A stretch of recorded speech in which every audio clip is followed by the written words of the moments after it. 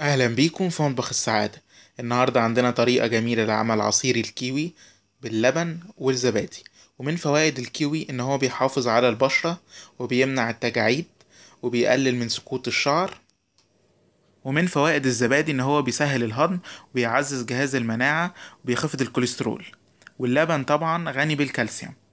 أول حاجة عندنا 3 حبات من الكيوي، وربع كوباية سكر أو على حسب الرغبة، ومعلقتين كبار زبادي، وكوب من الحليب مثلج يفضل مثلج، ونص كوباية مية أو على حسب الرغبة، ممكن ناس تحبه تقيل أو خفيف براحتكم، ورشة فانيليا.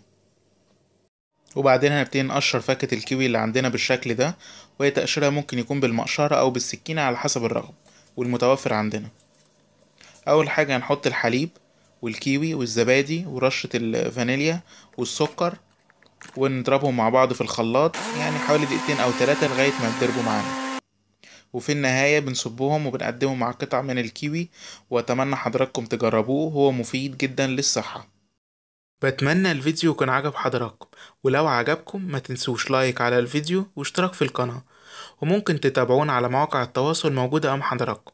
وإلى اللقاء إن شاء الله في فيديوهات جديدة على مطبخ السعادة.